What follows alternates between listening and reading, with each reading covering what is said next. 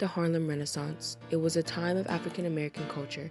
The Great Migration relocated thousands of African Americans from the South to the North, and one of which so happened to be a significant poet, Jessie Redmond Fauset, or some may know her as the midwife of the Harlem Renaissance. The year was 1882 of April 27th in Condemned County, where Jessie Fauset was born. She grew up in Philadelphia with her parents, Redmond and Anne Fauset. But at a very young age, Jessie's mother died, leaving her with her dad and his new wife. With 7 other siblings, Jessie grew up in a rather big family whose parents valued education. 2 apples and you take away 1. How many do you have? I'm living my belt. As a child, since Jessie grew up in a house where education was most valued, she ended up going to a good school for all girls called Philadelphia High School for All Girls. She was the only African American in her class, so you can only imagine how she was treated. Oh, this is nice. This is nice. So I see y'all just letting anybody I knew you was here. gonna- Hey! Don't y'all start that in here.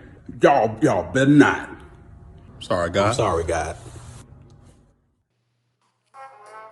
In the year of 1900, Jessie Fauset graduated high school, but in the following year, she attempted to go to Bryn Mawr College. Jessie really wanted to go to Bryn Mawr, that she did, but unfortunately she was not accepted due to the discrimination and segregation, and they did not want her to be the only black student at the college. Some said Brian Moore helped Jessie get a scholarship at Cornell University, where she did well and joined the Phi Beta Kappa.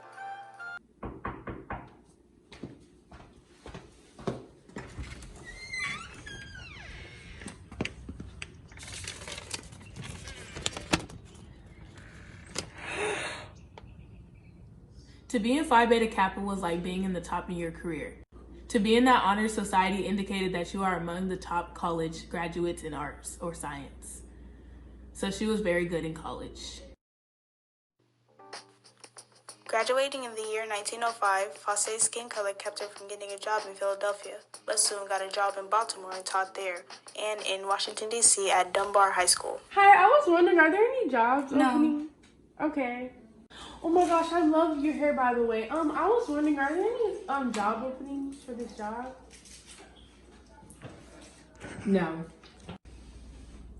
Hello, my name's Jessie, and I've been getting denied from every job because of the color of my skin. I was wondering if I can have this job, please. I've been getting denied left and right. Or is there any job openings? Whew. The ghetto. Hi, I was wondering, are there any job openings for... Are you serious? Yeah. Oh, no, I'm sorry. Hello, ma'am. Look, I've been getting denied left and right about these jobs. I really need a job. Can you please? Yes, I can help you, but the only job that we have available is teaching. Oh my gosh, yes! Okay. While she was teaching, Jessie would submit essays, poems, short stories, and reviews to the Crisis. And Du Bois, who was actually the founder of the Crisis, liked them so much that he tried to convince her into being the publication literary editor, which then she did take up that position in 1919.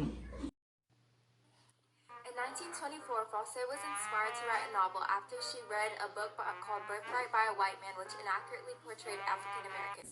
So she took it upon her own hands to fix that portrayal and write what she thought was accurate. It became one of her most popular books. Jessie Fauset also made poems such as Oblivion, Oriflame, and Dead Fire. I hope when I am dead that I shall lie in some deserted grave. If this is peace, this dead and leaden thing, then better far the hateful fret, the sting.